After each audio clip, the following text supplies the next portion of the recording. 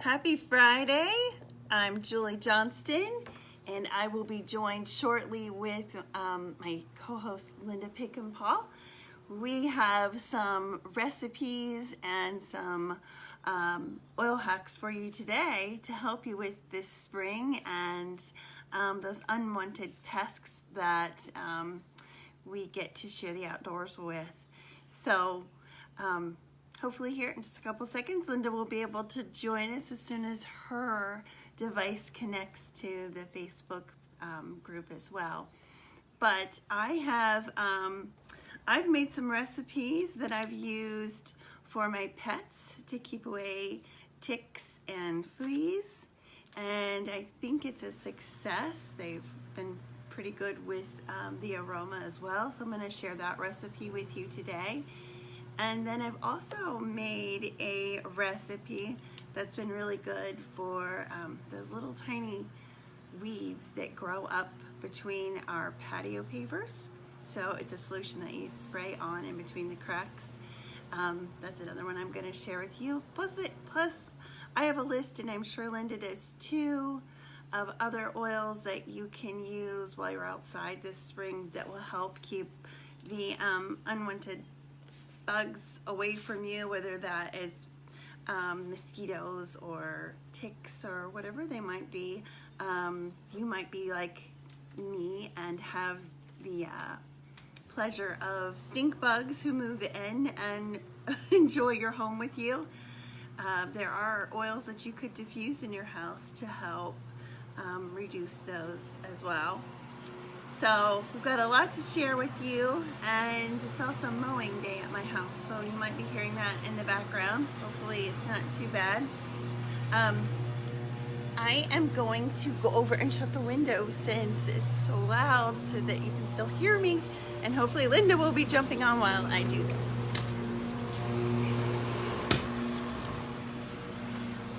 Okay, I think I see that Linda might be here.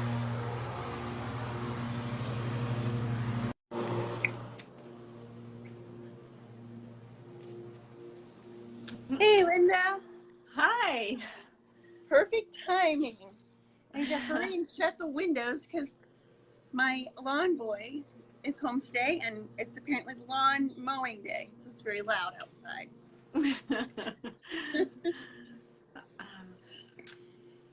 So I was telling everybody that we've got some ideas and recipes for them today for oils that they can use outside, and it'll help with those pesky insects that we're dealing with. Definitely. It's one thing I do not like, and already I have, sometimes around this time of year, those little ants, I start seeing them inside, and so that's before I've even got outside. But I have my jar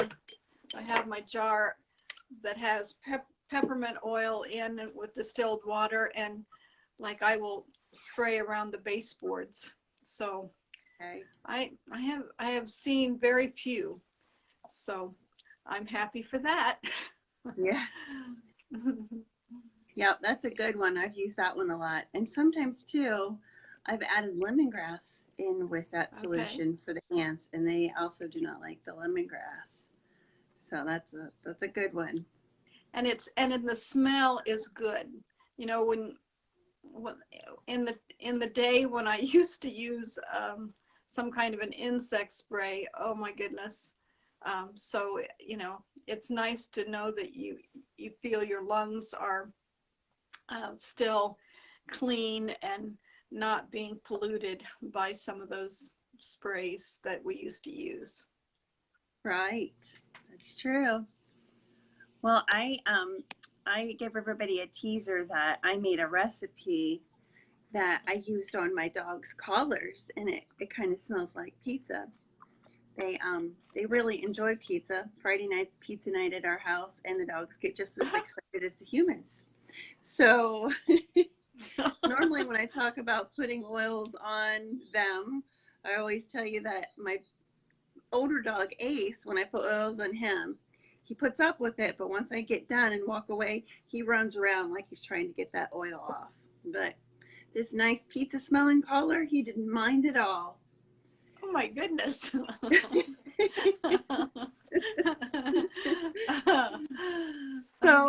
So I made this recipe that includes garlic. So that's what makes me think of pizzas when I smell garlic.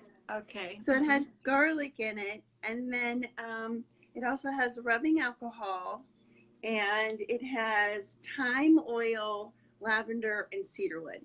Those are all used, and very little essential oil. It's only 1 drop of each oil, and then just a little bit of the alcohol, and then I didn't have garlic oil. It said use garlic oil. So I had some minced garlic. So I just smushed it in there and mixed it in the solution. I figured same thing. Oh, yeah. And then they said just soak your collar in it for about 25 minutes. So it was just such a small amount that I just kind of spread it on the side of the collar that would be against their fur, and just let it sit there to soak that up. And it said it would be good for 30 days. Wow. So, yes. Oh. So I'll have to report back and let you know how that goes. But both of them were happy to put their collars back on, which was a good surprise for me. So that would be really good. And in fact, we grow our own garlic, and so it's you actually start it like around Thanksgiving, and so then it grows through the winter, and so now it's about 12 inches high, and so we won't harvest it actually till July. But when you were saying garlic, I thought, okay, I wonder what kind of garlic, but yeah, that's what I would do, is put it in the garlic press, and you would, get it like that. So if I were going to do it, so very, very natural. Yeah. And if it calls for 1, I usually put 2 in of garlic. So it's a good one. Yeah. So. Yeah, I normally love the smell of garlic, and I don't know about it being on the dogs, but if they're happy with it, I'm good with it too. That's right. There was another recipe that I had found from, I think I told you about it, but I don't think we've talked about it on here, but it's Janet Rourke. She's a veterinarian, lives in Texas, and she said we have lots of flies, and TerraShield was 10% off this month in April, and so she says that you can actually just use on larger animals. You can use the TerraShield actually just without diluting it. But it's like to take that little bottle and not dilute it. But what she said that she had found that really worked was to take like a 16-ounce spray bottle, and this is for horses, to get rid of flies, and to actually put the whole bottle of TerraShield in it, which you go gulp, but the whole bottle of TerraShield, and then a cup of apple cider vinegar, and then maybe 5 to 10 drops of actually dishwashing soap, something that's natural, and then to top it off with like filtered or distilled water, and use that to get flies off of horses. And she said that's the one thing she has found that really works, because she said in Texas we have big flies, and those the things that they're on the market just don't work. And so I thought, I have some horse lovers friends, and so we're going to try this out and see how it works. Yeah. Wow, that's a good one too. Well, I made another solution, and I used I think this is about a 16-ounce spray bottle. That And is. this solution I use to make a weed be gone mixture. Okay. And it's similar to the bug one, except I'm not using the tear shield. So I do have Castile soap in here. I have vinegar, which is most of it. And then I have 3 drops each of wintergreen, clove, cinnamon, and wild orange. And you just mix all that together and shake it every time you're going to use it. But they said to just go and spray wherever you see the weeds. So I used it on my patio pavers where I get those little tiny weeds that continue to grow. And so we'll see. I just did it this morning when I was researching different things. But my husband has been out there and he's been sprinkling that preen, I think it's called. Yes. And he thinks it works, but I always go behind him and I actually pull out all the weeds with my fingers. So I don't really think it works because their weeds are always there. So, and it makes a mess. That preen is just like little granules and they get on your shoes and then they come into your house. And I just think that's so gross. So I'm hoping this works so we don't have to use that any longer. Yeah. Yeah. I found that recipe too, and I thought, okay, that one I really, really want to try. Although I did find another one that actually just used, it used vinegar and dish soap, and then it had clove and peppermint. So it was a simple one too, and I thought, oh, so, but either one of them I think I would try. So yeah, because they're just places that, like in my flower garden, oh, there's a little one here or there, and this would just be great for me to just spray on that. But it did say be careful that you only get it on weeds, because if you get it on your other green plants, sorry, your flowers. So you need to be careful that you don't get it on. Yeah. Just the unwanted. It said avoid plants that you want to keep living. Oh my goodness. Okay. Yeah. When I was looking, I found something that I thought was kind of neat. You can use your wild orange as a pollinator attractor. Did you know that? It makes sense. Yeah. Spray it on flowers and buds to attract bees for pollination. I thought that was pretty neat. That would be neat. So what kind of flowers would I want pollinated?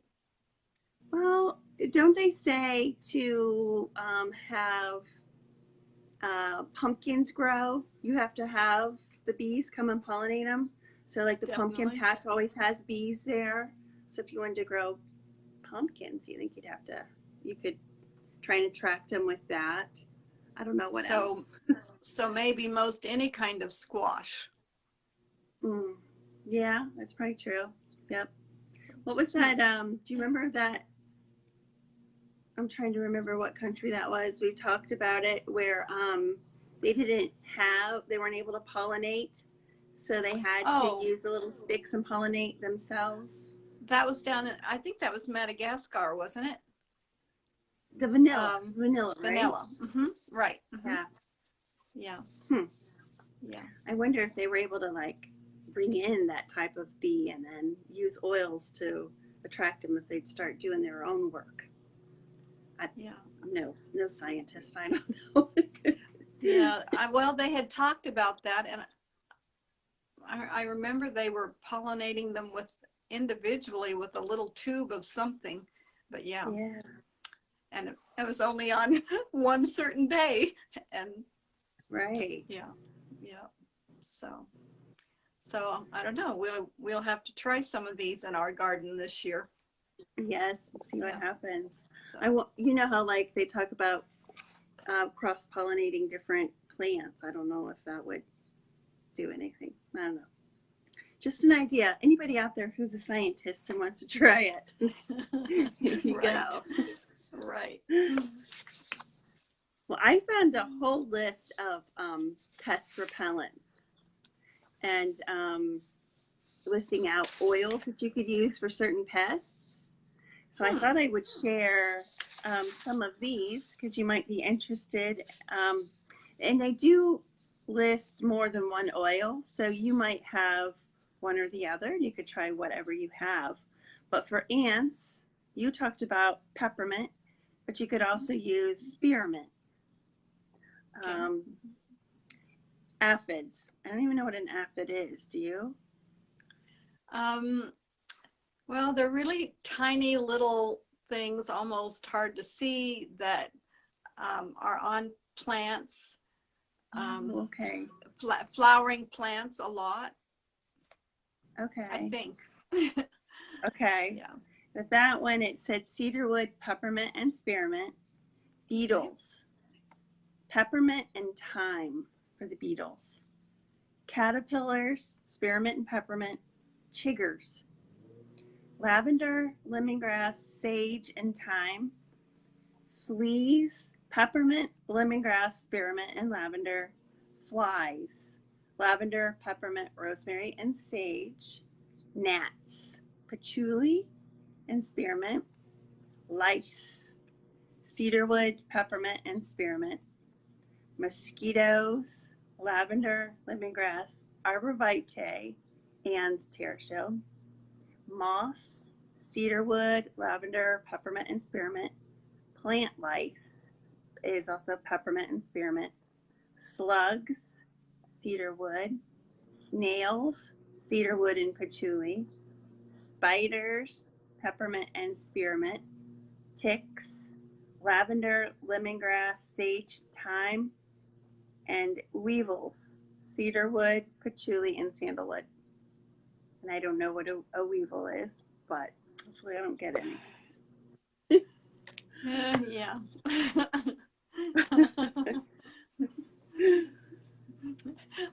You just don't know till you get them, and then I guess not. and then you find out. Yeah. Yeah, so lots of really cool things. And I thought I would share. I haven't pulled this book off the shelf in a while, but this is where I found my recipes in this book, the Essential Life book. It's one of my books that I really like because it's really colorful and pretty the way it's laid out. And so I've always liked this one just because I think it's fun to go through and read. And I haven't done it in a while. Yeah, lots of practical ideas in there. Yeah, I have tried a lot of those, definitely. Yeah. I suppose the only other one that I have is I keep this 8-ounce bottle during the summer really full, and it's one that probably it's really probably for deep woods, but Okay. I use it because I don't know if I'm weeding and out, and especially if I'm in Iowa at my mom's or really doing a lot of that kind of thing outside, I've got to have something. Usually I can just use the TerraShield spray, but I don't know. They just seem to say her skin. And I just want, there have been times where I was out and the buffalo flies got me so bad, I could not, I was itching for days, and it just was not fun at all. So if I know that I'm going to be out there in a jungle to weed, I will use this bug spray, which has 30 drops of TerraShield. It has 15 drops each. It's got tea tree, eucalyptus, lemongrass, arborvitae, thyme, citronella, lemon eucalyptus, geranium, and peppermint. So almost every one of the ones you've named, it has them all in it. And I just keep it on my counter as I go out the door, so that in the summertime, when I know I'm going to be in the garden, weeding, or if I'm going to be picking a lot and I'm going to be out there for a while, because I just don't want those bugs to eat me up. And I actually listened to a man and talk about this on a YouTube video, and he was talking about all the different things he tried, and that this one was the only one.